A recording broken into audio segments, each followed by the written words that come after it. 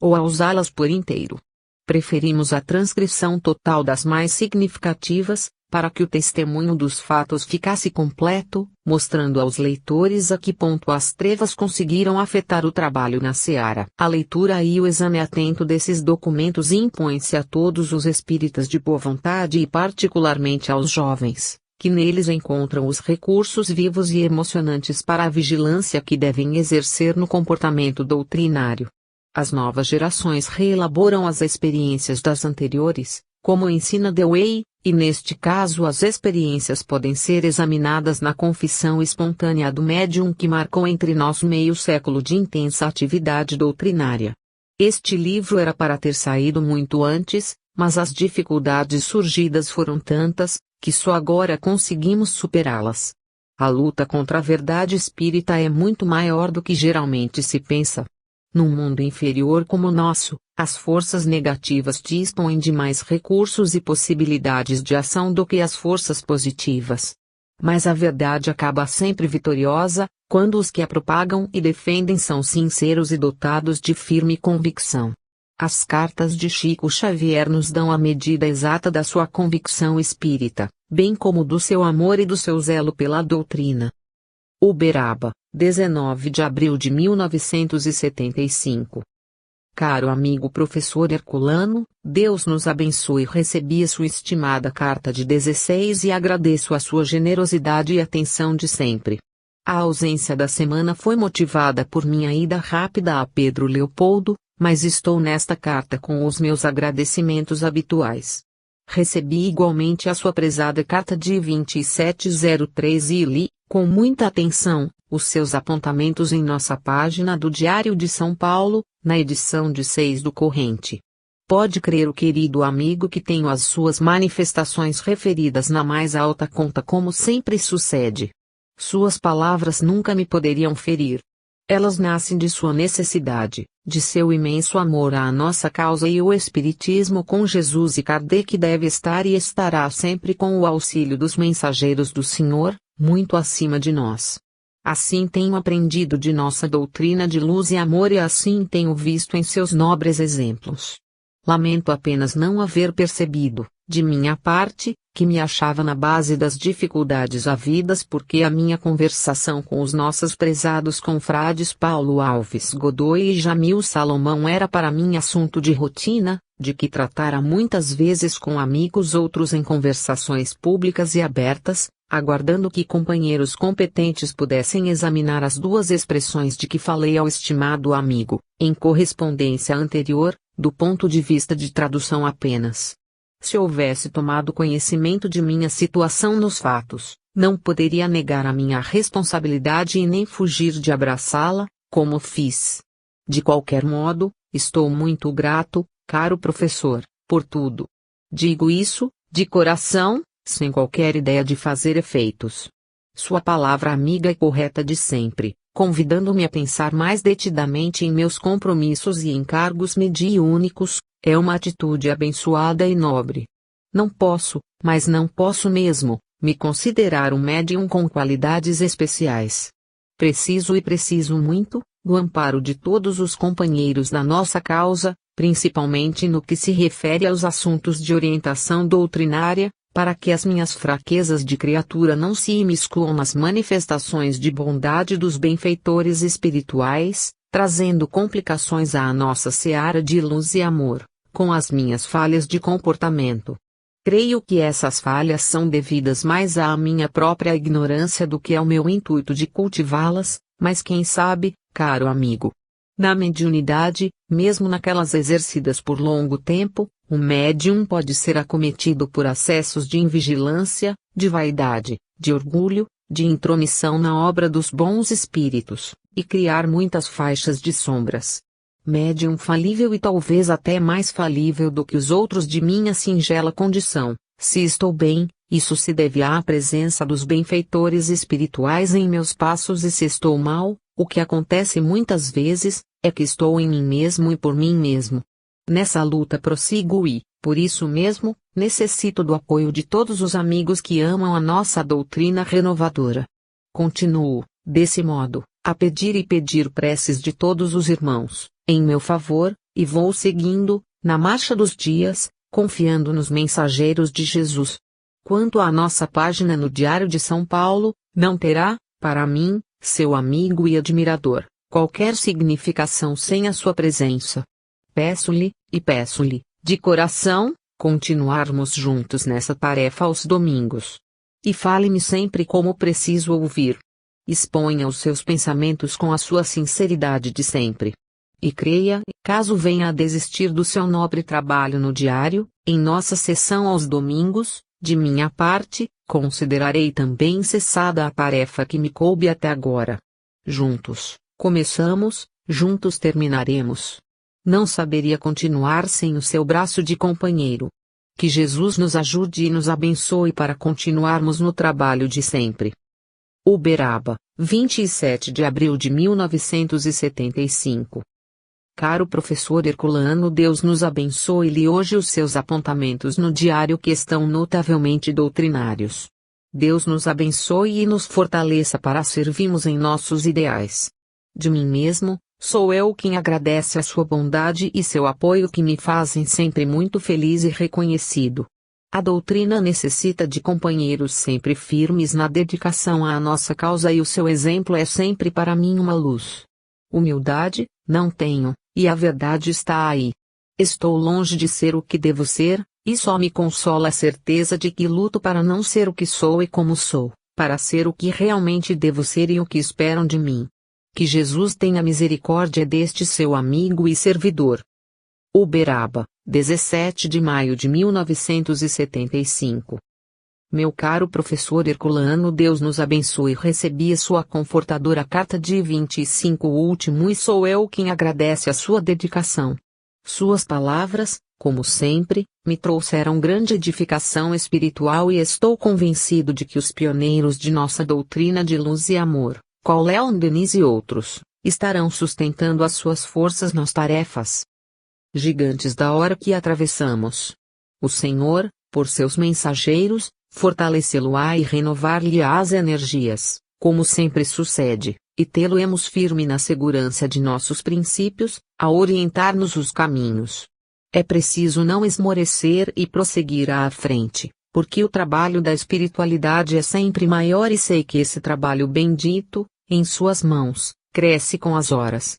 Se os companheiros sinceros e dedicados à nossa causa silenciarem, o que será de nosso movimento assediado por vendavais da sombra, em todas as direções? O luta é grande, mas a proteção dos bons espíritos é sempre maior e eles, os nossos amigos da vida superior, que velam por nós, sustentarão as suas forças. Sou, por espontânea vontade, conscientemente escravo dos meus deveres para com os nossos benfeitores espirituais, no entanto, perante os nossos irmãos da humanidade, estou descompromissado e livre para respeitar as suas manifestações de lidador sincero e leal da doutrina espírita e para admirá-lo em sua fortaleza de ânimo e em sua fidelidade aos nossos princípios renovadores. Jesus nos proteja e nos auxilie a seguir para adiante. Agradeço a generosa remessa do seu livro A Pedra o Joio, portador de estudos e reflexões que me alertam e me auxiliam a pensar e discernir, como também agradeço o belo volume A Cor de Deus, de autoria do nosso distinto poeta Rudimar Augusto, com a sua generosa dedicatória. É um formoso livro de apelos à verdade e à confraternização humana. Muito grato por suas atenções de sempre. Uberaba, 8 de julho de 1975. Caro professor Herculano, Deus nos abençoe o seu belo estudo. Chico Xavier, o homem, o médium, o mito muito me alegrou e enterneceu. Muito reconhecido ao carinho e à sinceridade de que as suas considerações estão impregnadas. A condição humana é uma benção, mas a mitologia é dura de enfrentar. Efetivamente, eu ficaria muito envergonhado se fosse um médium diferente dos outros, sem provações e sem erros a marcarem o meu caminho de espírito em resgate. Vamos seguindo para adiante e que Jesus nos abençoe e nos fortaleça. Caro professor, quando recebi a sua estimada carta anterior sobre os nossos volumes, em parceria, o nosso amigo Caio com outros companheiros do GI Emmanuel, já havia estado aqui 8 dias antes. Ele, nosso prezado Caio, me trouxe a notícia de que o prezado amigo dera a ideia e plano para que os livros com as crônicas domingueiras no Diário de São Paulo fossem lançados doravante apenas com as notas escritas por mim acompanhadas pelas mensagens de nossos benfeitores espirituais, sem as suas interpretações, o que compreendi, de imediato. Não pude, desse modo, pelo inesperado com que a notícia me vinha ao conhecimento, se não concordar com a medida, mas pedi ao Caio me fornecesse todo o material em estudo para o novo volume a sair, para que eu possa retirar desde os lançamentos do diário mais expressivos e claros, em que a sua atitude, no caso da publicação do Evangelho segundo o Espiritismo, na tradução do nosso confrade Paulo Alves de Godoy, mais se evidenciasse, lançamentos esses que eu mesmo escolherei, para enviá-las às suas mãos ante a possibilidade de se publicar, sob o seu patrocínio, na editora de que escolha, um livro em que estejamos juntos, marcando a questão a vida para o agora e para o futuro. Caio e os presentes concordaram com a minha ideia e estou esperando o material aludido para retirar os 10 lançamentos em que estejamos reunidos, a mensagem, os seus apontamentos e as notas deste seu servidor, a fim de submeter o assunto ao seu exame e consideração. No caso, eu escolheria as 10 crônicas tríplices para o livro e o caro professor escolherá os trechos de nossa correspondência sobre o assunto, ao mesmo tempo em que o apresentará no passível volume. Que acha? Com isso, marcaríamos ambos o episódio havido, no qual o caro professor mostrará sua defesa justa, ante a codificação kardeciana, e de minha parte, demonstrarei, muito embora polidamente, o meu respeito a elas. Estou aguardando o citado material para fazer-lhe a remessa. Se o prezado amigo concordar com a ideia, organizaremos o volume na primeira oportunidade. Sinto bastante estar em as suas notas desmembradas dos lançamentos, em volumes próximos, mas não consegui sair do compromisso de continuar assinando os direitos autorais para o GEM, logo ao receber a visita do Caio, com a anotação de que a ideia vinha do caro amigo. Entretanto, peço-lhe conservar os seus apontamentos publicados no diário, os que não constarão nos livros próximos, pois pretendo enviar-lhe, e 2 mensagens não lançadas no diário, em breve tempo, para que o prezado amigo estude a possibilidade de apresentá-las. No caso, o prezado professor estudará a possibilidade de encaixar os seus apontamentos já publicados nas mensagens que enviarei em volume, a benefício das obras assistenciais de que me fala. Escreverei mais, oportunamente. Uberaba, 7 de setembro de 1975.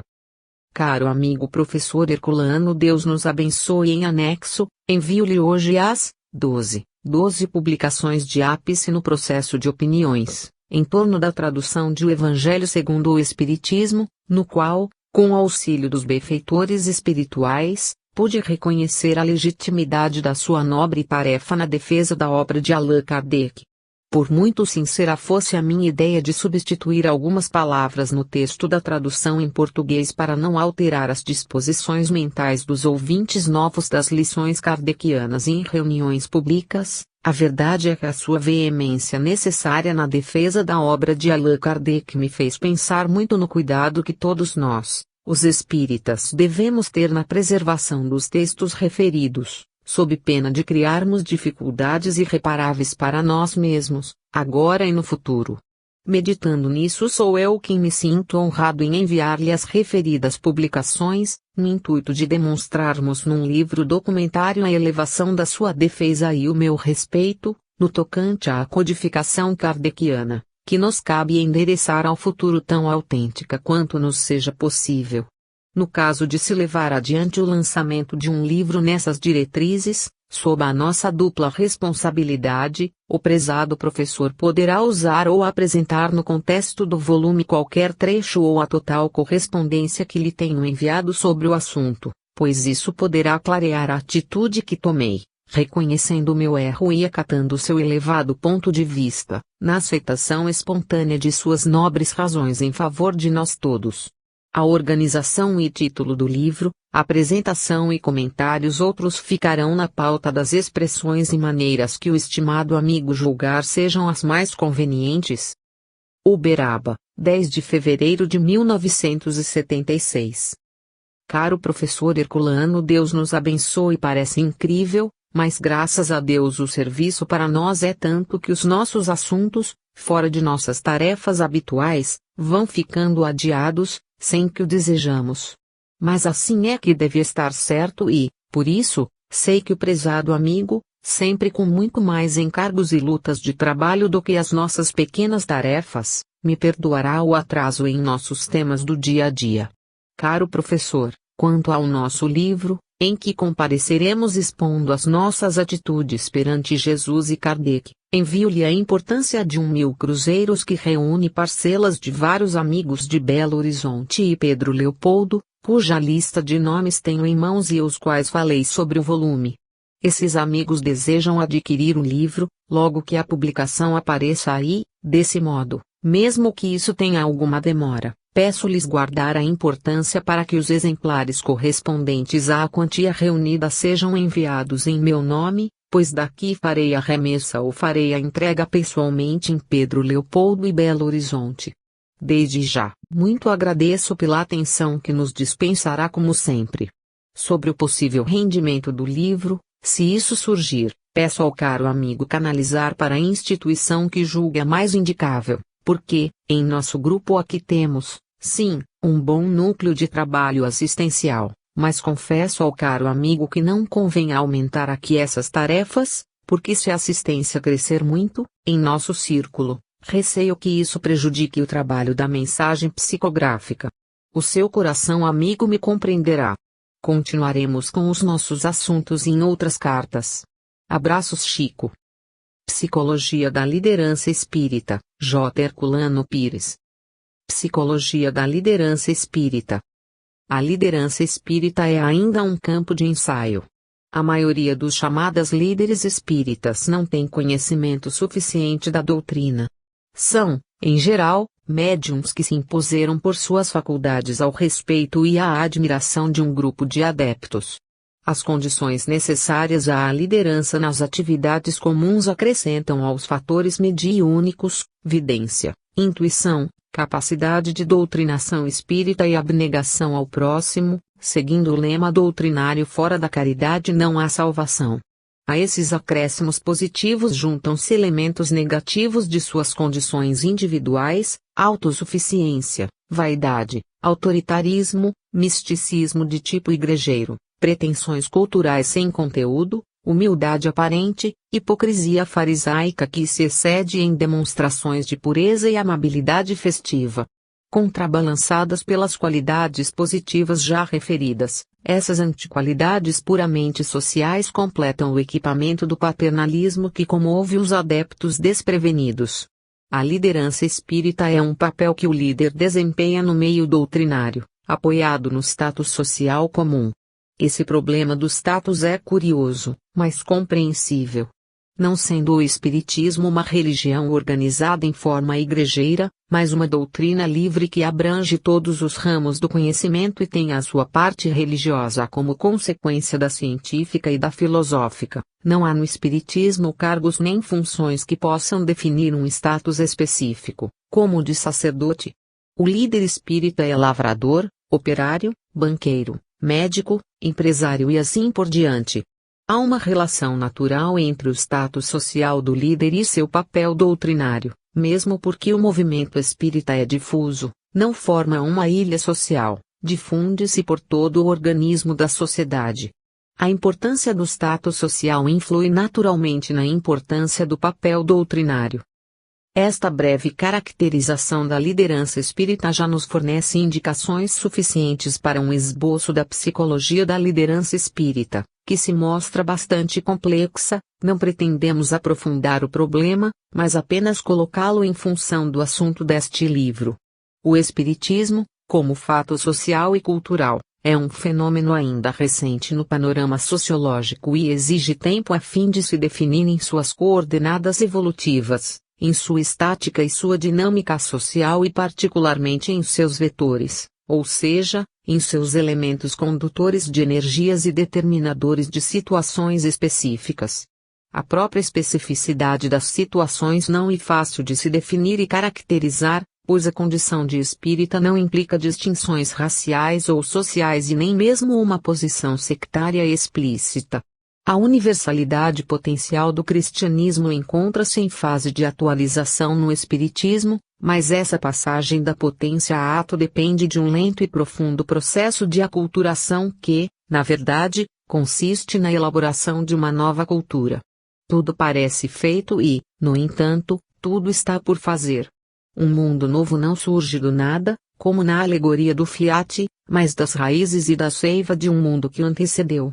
O velho e o novo se misturam gerando uma situação ambígua em que os indivíduos e os grupos espíritas mostram-se profundamente diferenciados entre si. Não existe a homogeneidade necessária às classificações habituais. A massa espírita não se destaca do quadro geral da população e esta encara numa perspectiva plurivalente. Os espíritas lhe parecem ao mesmo tempo benéficos e maléficos, ingênuos e espertos, cultos e ignorantes, bondosos e perigosos, a serviço de Deus ou do diabo, criaturas de fé e de má fé, racionais e fanáticos, e assim por diante. É a mesma situação dos cristãos primitivos no mundo antigo, embora pareça, atualmente, uma situação inteiramente nova. Nessa heterogeneidade sociocultural a liderança espírita exige extrema versatilidade, o que por sua vez, aumenta suas dificuldades, por gerar desconfianças. Combatidos, caluniados, perseguidos e ridicularizados pelo clero das religiões tradicionais, pelas diversas ordens espiritualistas, pelas instituições científicas, particularmente pelas instituições médicas, pela imprensa, o rádio e a TV, explorados em sua generosidade por espertalhões de todos os tipos, os espíritas desenvolveram naturalmente o seu instinto de defesa e preservam-se na desconfiança. Não obstante, a sua obstinação na boa-fé decorrente dos princípios doutrinários de fraternidade, tolerância e amor ao próximo os tornam vítimas frequentes de engodos e mistificações. Essa ingenuidade espírita é o que ameniza, não raro demasiadamente, as dificuldades da liderança espírita. O receio de fazer mau juízo do próximo, de criticá-lo injustamente, faltando com a tolerância e a caridade, leva indivíduos e instituições a situações difíceis e embaraçosas. Tipos de liderança. Há 3 tipos básicos de liderança espírita, decorrentes das necessidades naturais do movimento doutrinário. Podemos considerá-los nas seguintes categorias, segundo suas posições sociais, grau de cultura e funções que exercem nas instituições doutrinárias. 1. Líderes doutrinários fundadores, presidentes e diretores de instituições. Constituem uma categoria de liderança austera, de tipo paternalista, semelhante à dos anciãos judeus e à dos apóstolos e dirigentes de comunidades na era apostólica. São homens e mulheres respeitáveis, dedicados à doutrina, dotados de mediunidade ou de grande experiência na prática mediúnica, na direção do culto e na orientação administrativa. Tornam-se conselheiros naturais da comunidade e exemplos de moralidade. Sabem expor com facilidade os princípios doutrinários, orientar os neófitos, refutar as críticas e agressões dos adversários. Caracteriza-os o respeito pela doutrina, com repulsa às inovações de práticas doutrinárias e à mistura de elementos estranhos, provenientes de outras correntes espiritualistas. Até o final da década de 20 a figura patriarcal desses líderes natos era comum em todo o Brasil. Cercados de respeito, admiração e até mesmo de veneração, fisicamente caracterizados por suas barbas longas e brancas, bigodes espessos, ou por cavanhaques brancos e pontudos, bigodes penteados, eles representavam o patriarcado espírita e os sólidos baluartes da doutrina inviolável. Estudavam as obras de Kardec e Leon Denis, de Ernesto Bozano e Gabriel Delany. Firmavam-se nas pesquisas científicas de William Crookes, Alexandre Aksakoff, Charles Richet e outros luminares da época e rejeitavam sistematicamente a mistificação de Rostaing, que apenas o grupo da Federação Espírita Brasileira, no Rio, sustentava e divulgava, como ainda hoje faz, com apoio de alguns grupos do Norte e Nordeste e uma minoria do extremo Sul. O bom senso os guiava na interpretação prática dos ensinos de Kardec, o codificador. As transformações políticas dos anos 30, com a queda da República e quebra do café, o período getulista e suas reformas, depois a Guerra Mundial e o desenvolvimento forçado da industrialização, o panorama nacional modificou-se profundamente e o panorama espírita foi afetado. A geração dos patriarcas desapareceu rapidamente. O mundo entrava na fase acelerada de transição que os espíritos haviam anunciado a Kardec, como se vê em obras póstumas, e os horrores da Guerra Mundial faziam brotar as gerações do desespero. Lembro-me da figura patriarcal de João Leão Pita, o velho Pita, companheiro de Cairbar Chutel, em seus últimos dias de vida terrena, no Hospital da Beneficência Portuguesa, em São Paulo. Suas longas barbas brancas e seus olhos azuis lembravam o velho Batuíra, já então no além. Pita, intransigente e lúcido, corajoso e temido, encerrava a era patriarcal do espiritismo brasileiro. As novas gerações assumiam a liderança de um movimento órfão, aturdidas e inseguras. Deviam, segundo a lei das sucessões, reelaborar as experiências das gerações anteriores, mas não dispunham das condições necessárias. Novos líderes surgiram ambiciosos por impor-se no panorama espírita, excitados por novidades e desprovidos de bases sólidas no tocante ao conhecimento doutrinário. Teorias antigas, como folhas secas sopradas pelos ventos do mundo desvairado, vinham das catacumbas de múmias do Egito, das vastidões da Índia e da Mesopotâmia, renovar a mentalidade espírita mal formada e pior informada. As instituições doutrinárias, mal dirigidas por líderes vaidosos e convencidos de sua sabedoria eclética, assistidos por sublíderes subservientes, não dispunham mais, em suas raízes secas, da seiva necessária para uma reação defensiva. Caminhamos assim, de deturpação em deturpação, através de disparatadas acusações de erros de Kardec, para os mistifórios mais absurdos. A tentativa de criação de um espiritismo corpuscular para substituir toda a obra kardeciana fracassou por falta de lógica. Os manuais, cursos e até mesmo um tratado de mediunidade em que os minerais, os vegetais e os animais figuravam como médiuns, resultaram numa seita de fanatismo. A tentativa delirante de dividir em duas partes a obra de Kardec e converter o mestre em figura de lenda simplória afogou-se no seu próprio ridículo. Mas a vaidade e a ignorância de mãos dadas tinham ainda um último golpe a tentar. Os novos líderes espíritas, embriagados pelo prestígio popular, conseguiriam traçar um plano geral de aviltamento da doutrina e efetivar o primeiro passo, a adulteração da obra mais popular de Kardec, o Evangelho segundo o Espiritismo. Essa profanação de gentio, como a classificou o poeta Rudimar Augusto, provocou a indignação das pessoas de bom senso e dos adeptos fiéis da doutrina, selada historicamente pela condenação maciça do Congresso Estadual da União das Sociedades Espíritas do Estado de São Paulo. Apesar dessa vitória da dignidade doutrinária, 30.000 volumes adulterados já haviam sido trocados pelas moedas de Judas e infestado o movimento espírita brasileiro. A insensibilidade dos novos líderes não lhes permitiu renunciar aos seus postos de liderança rejeitada.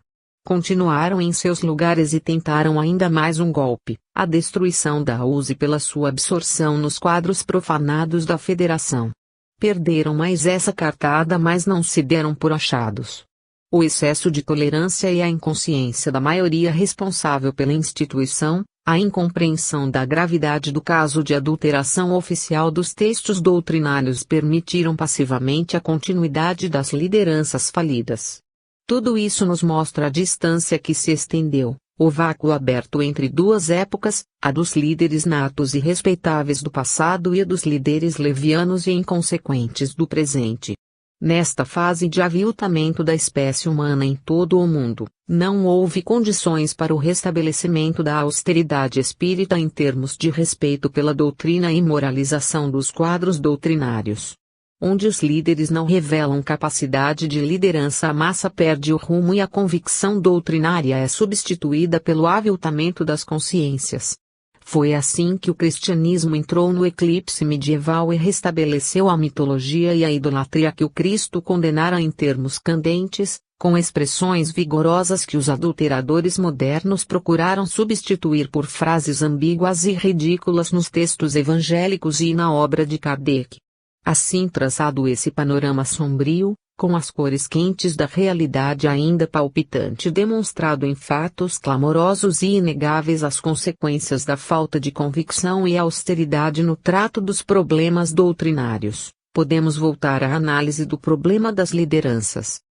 2. Líderes mediúnicos. A liderança mediúnica exerce-se em 3 áreas distintas: na popular, indo geralmente além dos limites espíritas, com repercussão sobre a população em geral; na institucional, influindo na atividade e na orientação das instituições; na de divulgação, através de mensagens psicográficas distribuídas à imprensa e aos centros e grupos doutrinários, oferecendo-lhes novos recursos para o esclarecimento de problemas de comportamento individual e coletivo, bem como através de livros mediúnicos que enriquecem a bibliografia espírita e incentivam os estudos doutrinários e marcam a presença ativa dos espíritos no campo cultural evangélico. Os médiuns que se destacam nessa liderança influem sobre os outros médiuns e dão-lhes orientação e incentivo à produtividade. Esses líderes mediúnicos exercem ainda uma função de grande importância na orientação moral do povo, alargando a influência e a expansão do espiritismo, influindo na aceitação da mediunidade como fato natural. Funcionam como os oráculos da antiguidade, procurados por consulentes espíritas e não espíritas, consolando criaturas desalentadas por casos dolorosos ocorridos na família, justificando o título de consolador conferido à doutrina pela tradição evangélica. O Espiritismo se apresenta, através deles, como o cumprimento da promessa do Consolador, feita por Jesus. A liderança mediúnica tem assim um papel fundamental no meio espírita.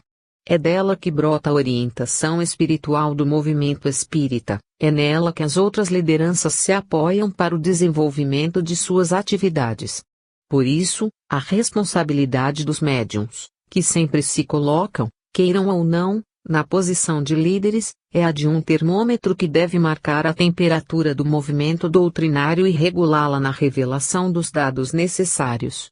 E no exame atento desses dados, ensinos, orientações, advertências, estímulo que os demais líderes podem acompanhar as curvas de ascensão e declínio da temperatura. Cabe particularmente aos líderes doutrinários e aos líderes intelectuais vigiar o funcionamento desse termômetro coletivo e corrigir os seus desvios e os seus momentos de inibição, segundo o método kardeciano de aplicação do bom senso e da razão esclarecida na rigorosa análise da produção mediúnica, sem se deixarem influenciar pelo antigo e perigoso prestígio do sobrenatural.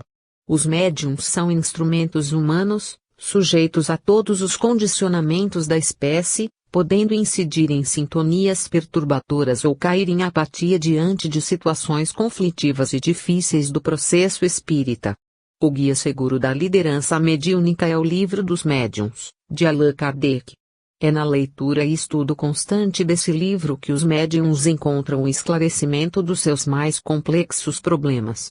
Todos os demais livros sobre mediunidade, alguns alarmantemente afastados da realidade espírita, devem ser rigorosamente conferidos com o Livro dos Médiuns, de Kardec.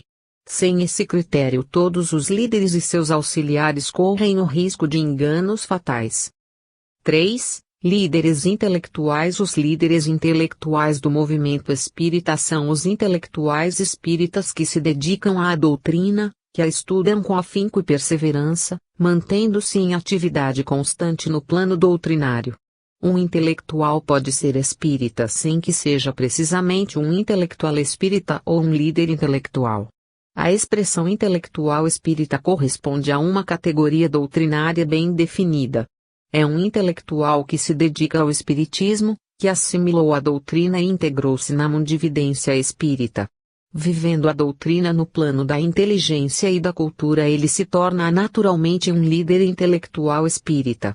Sem essa vivência e essa dedicação ao estudo e à pesquisa doutrinária, ele será simplesmente um espírita dotado de intelectualidade, mas sem as condições necessárias à liderança intelectual espírita. É o mesmo que acontece com os cientistas ou os pesquisadores universitários que são espíritas, mas não se integram no campo doutrinário. O cientista espírita é aquele que se dedica à ciência espírita e contribui para seu desenvolvimento com trabalhos e obras válidas, reconhecidas como tal pelo consenso geral e pelo consenso espírita. Os líderes espíritas intelectuais pertencem a todas as categorias do mundo intelectual: cientistas, filósofos, ensaístas, especialistas em comunicação, professores, médicos e assim por diante. Mas a legitimidade da sua condição de líder depende da sua atividade permanente no campo espírita, reconhecida pelas lideranças espíritas. Esse reconhecimento não depende de formalidades de nenhuma espécie. É o reconhecimento espontâneo do meio intelectual espírita. Esse meio intelectual se define como a conjugação de pessoas habilitadas e experientes do meio intelectual comum para o trabalho intelectual espírita. Não podemos incluir nesse meio pessoas sem habilitação intelectual, por mais dedicadas que sejam à causa doutrinária. Só podemos obter um consenso intelectual espírita de um agrupamento de intelectuais. Como podem opinar, por exemplo, sobre questões de ciência e filosofia, de religião e história ou psicologia das religiões, pessoas que não tenham conhecimento e experiência dessas matérias? É o mesmo que se pedir a um pedreiro que opine sobre questões de botânica. A falta de compreensão desse problema tem provocado lamentáveis equívocos e situações desastrosas, como no caso da adulteração. Não se trata de preferência ou exclusivismo, mas do velho adágio: cada macaco no seu galho. Sem esse critério metodológico, os macacos acabam invadindo as lojas de louças. Psicologia dos líderes. Podemos agora encarar o problema da psicologia da liderança espírita, tomando como objeto os tipos de líderes de que tratamos. A tipologia da liderança espírita é elemento básico para a apreciação psicológica que devemos fazer. Não se trata de um estudo aprofundado da questão, mas de uma apreciação resultante da observação das diversas tipologias de conjunto das formas de liderança espírita. Necessitamos de trabalho mais metódico e profundo sobre este grave problema, mas é evidente que temos de iniciar a sua abordagem reunindo dados da observação e da experiência para desenvolvimento de pesquisas indispensáveis à boa orientação do movimento espírita, hoje entregue a si mesmo como um barco à deriva. O exemplo metodológico de Kardec foi posto de lado pela nossa incúria e os resultados desse descaso já nos levaram à confusão e ao ridículo. Tratemos de aproveitar essa amarga experiência antes de cairmos em novas situações humilhantes. Vejamos o que se pode fazer com os poucos dados que possuímos. Primeira categoria: líderes doutrinários. A psicologia dos líderes doutrinários natos, fundadores e dirigentes das primeiras instituições espíritas no Brasil, define-se a partir da formação religiosa do nosso povo. Aqueles varões barbados e austeros dos primeiros tempos saíram das barbas bíblicas de Moisés, passaram pelas barbaças amedrontadoras do Padre Eterno Católico Romano e revoltaram-se contra a mitologia católica nas barbas ardentes de Guerra Junqueiro. Sua psicologia, individual e coletiva, enraizava-se na crença e no medo. Esses dois fatores determinavam a sua austeridade.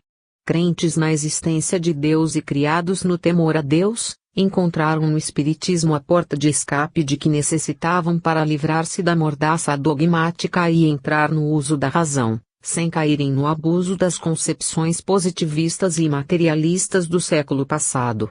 Nasceram de novo e reconheceram em Kardec o Messias que os arrancara do túmulo. A crença em Deus tornou-se conhecimento racional de Deus e o medo do pecado em respeito pelas leis de Deus. Essas leis não estavam nas tábuas da lei de Moisés, mas na própria estrutura da natureza, englobando a natureza humana.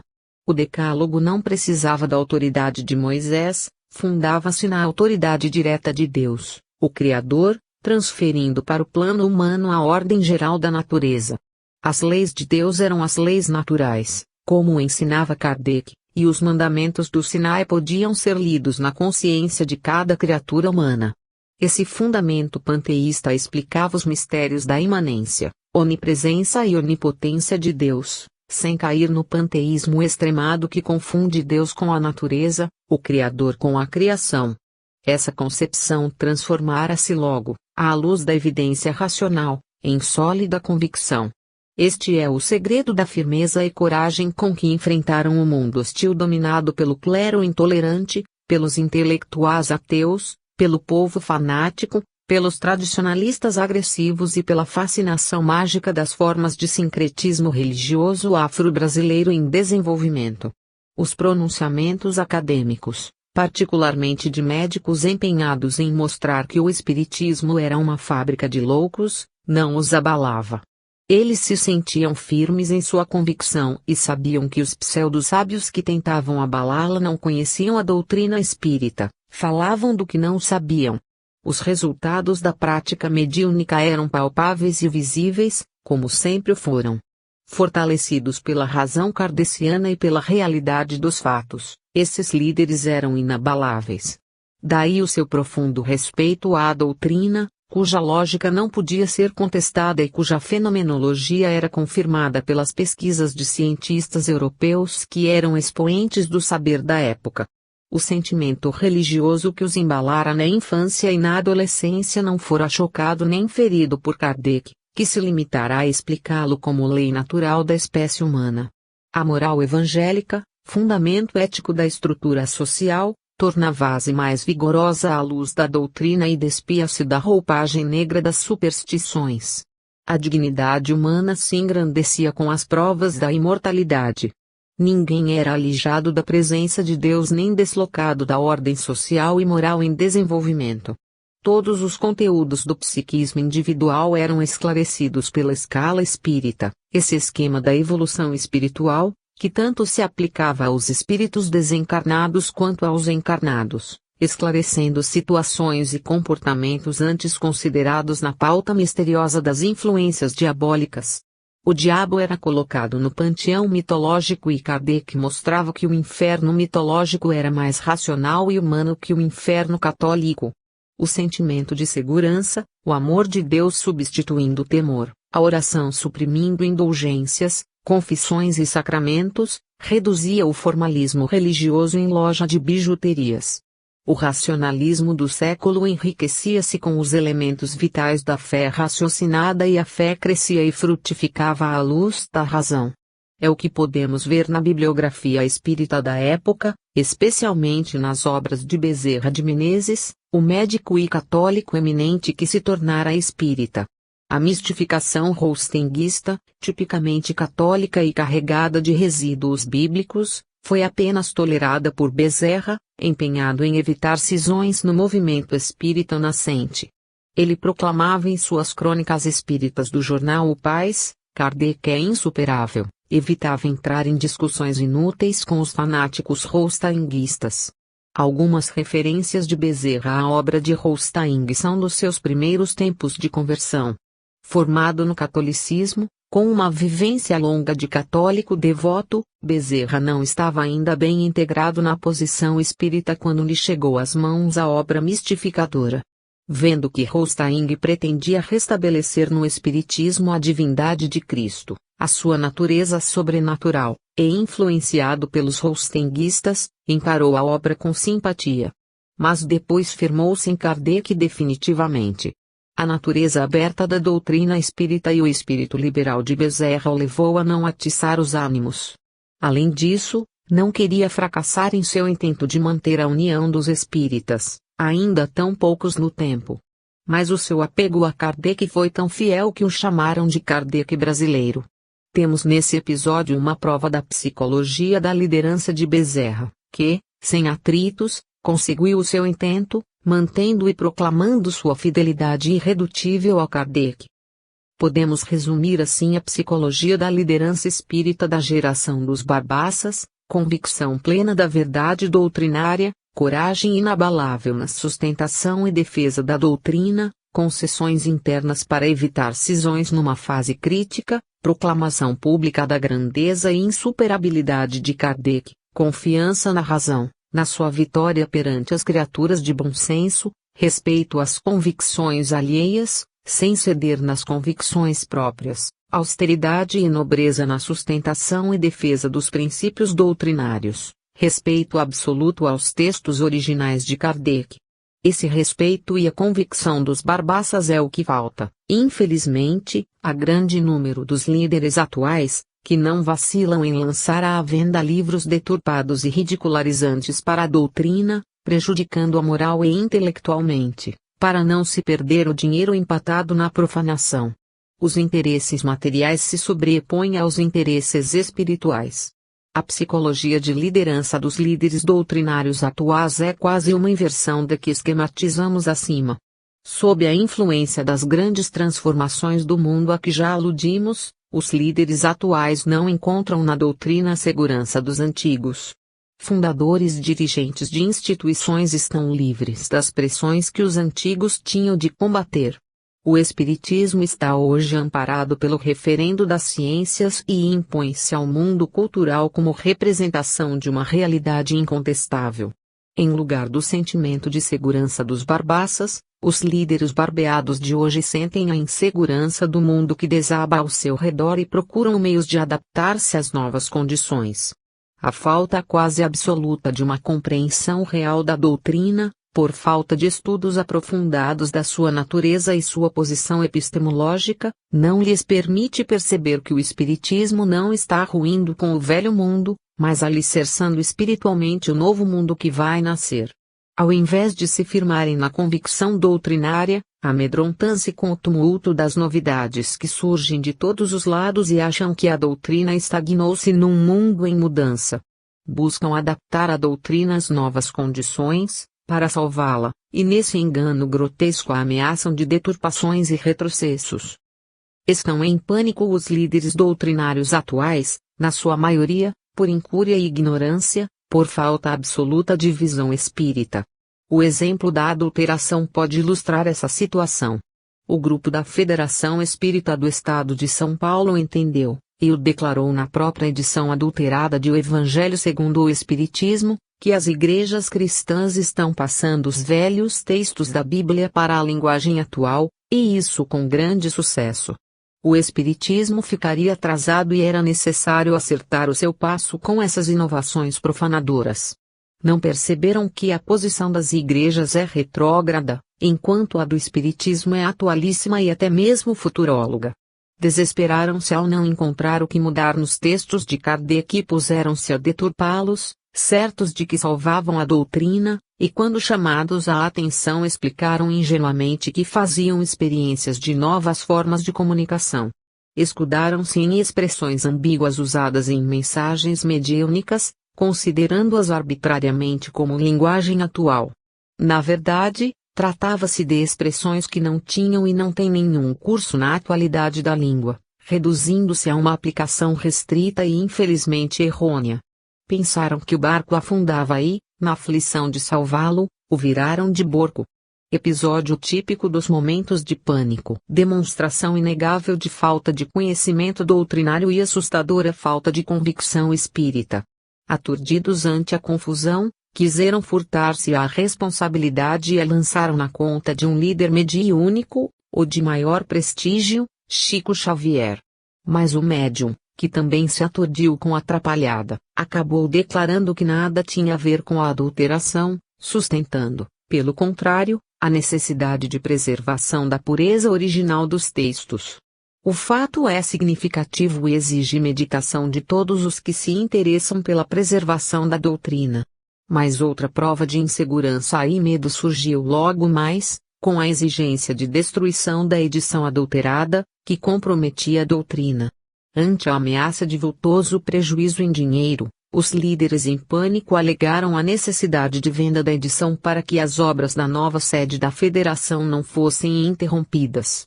Entrava, assim, um novo fator na questão. A nova sede ia salvar o Espiritismo de uma derrocada material, de ordem patrimonial, garantindo a sua presença monumental nos novos tempos. Os líderes confundiam a instituição espírita com as catedrais ameaçadas pelas transformações da atualidade. Não compreendiam que as edificações, por mais importantes que sejam, nada representam na projeção futura da doutrina. O que importava preservar era a doutrina e não as obras materiais e muito menos o dinheiro desastradamente empatado na profanação das obras doutrinárias.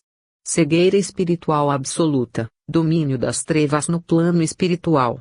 Os líderes preferiram o prejuízo moral, a profanação da doutrina, a ridicularização das obras modelares de Kardec, ao esvaziamento corajoso dos cofres. Por outro lado, revelando a extensão assustadora da crise espiritual, a maioria absoluta dos líderes, no Brasil inteiro, preferiram o silêncio acompliciador ao protesto dignificante.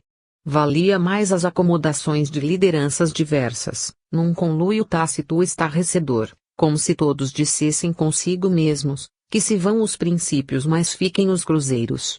E ficaram realmente, ficaram os cruzeiros nos cofres, tilintando como as moedas de Judas.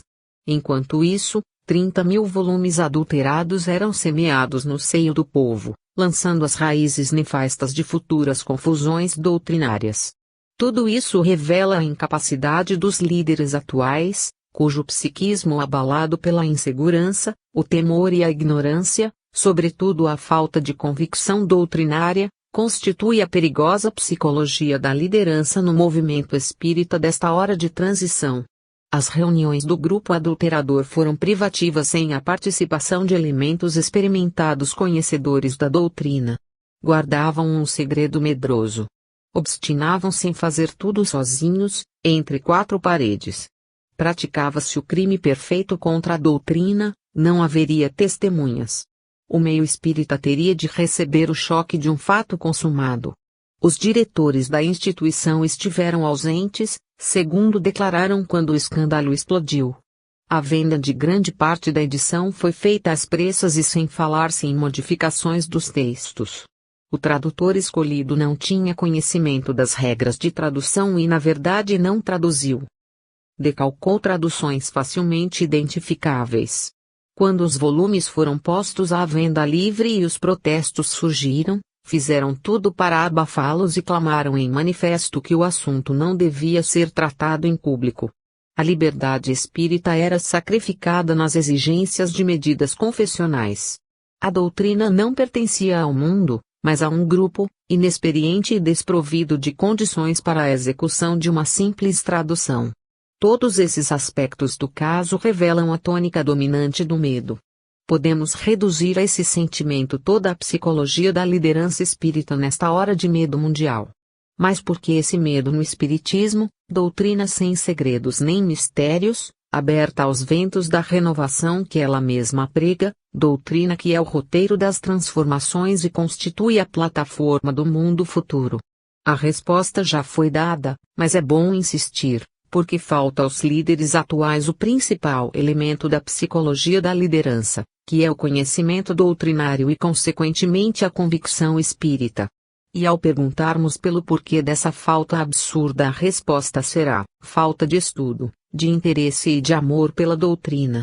A leviandade deste final de século infiltrou-se no meio espírita e a febre de inovações insensatas invadiu as instituições. A virulência dessa infestação demonstrou que o vírus da irresponsabilidade só pode ser combatido com uma renovação imediata e total das lideranças. Não há o que fazer com a psicologia do medo e da ignorância, senão alijá-la. Segunda categoria, líderes mediúnicos. A psicologia da liderança mediúnica é a própria psicologia do médium. Porque o médium é um líder nato, quer no seu grupo, quer na relação com o público em geral. Sua condição de intermediário o obriga a isso. Mas neste vasto país mediúnico só temos um médium capaz de liderança nacional, que é Chico Xavier. Só ele revelou até hoje condições para essa função esmagadora. Por isso está chegando à exaustão. E por isso o tentaram envolver, como escudo de extremo recurso, no caso da adulteração. Meio século de mediunidade sem descanso, enfrentando entrechoques doutrinários contínuos, Ataques e críticas de opositores de toda a espécie são mais que suficientes para destruir um gigante. Mas Chico Xavier resistiu até agora, graças a uma convicção inabalável e uma paciência muito superior à de Jó. É nele, na sua frágil figura humana e na indomável fortaleza espiritual, que encontramos o modelo da liderança mediúnica. Revelando mais uma vez o poder da humildade, como no caso do infinitesimal na corrida atômica, o invisível desafia, nele, todo o aparente poderio visível. Chico Xavier provou que só uma força pode se opor a todas as forças do mundo e vencê-las, a força da humildade. Repetiu a façanha de Francisco de Assis perante o poderio maciço do Vaticano. O poder do médium se chama humildade. Quando ele a perde, perde-se a si mesmo. Se temos só um líder mediúnico para mais de 100 milhões de habitantes e não sabemos quantos milhões de médiums, é porque a maioria dos nossos médiums se perdeu em pretensões estúpidas e dissipações inócuas de suas faculdades. O médium só exerce a liderança de maneira efetiva e eficaz quando não quer ser líder e se recolhe à sua humildade. As forças do céu agem na Terra ao inverso das condições terrenas. Psicologicamente, o médium é a imagem do hermafrodita grego da era arcaica. É uma criatura dupla, ou seja, duas criaturas ligadas pelas costas, com 2 rostos, 4 braços e 4 pernas, girando rapidamente no intermúndio em busca do reino dos deuses. Mas quando deixam de girar para subir e se acomodam na terra, Zeus os corta com um golpe de espada e os reduz à condição normal da humanidade. Perdem a condição de líderes e se tornam ovelhas do rebanho comum. A psicologia do médium é paranormal. Suas percepções extravasam dos órgãos sensoriais para captar as dimensões do invisível. Se examinar-se a si mesmo, jamais temerá a morte, pois convive com os mortos, que na verdade não morreram. A liderança mediúnica não é do médium, mas das entidades espirituais que dele se servem. Mas ele é dono de si mesmo e os espíritos não podem dominar as suas faculdades sem o seu consentimento. Isso faz participar da liderança. Chico Xavier aceitou a orientação de Emmanuel, ligou-se a essa entidade e com ela passou a servir sem perguntar a quem. Não alimentou ambições terrenas e nunca pretendeu ser líder.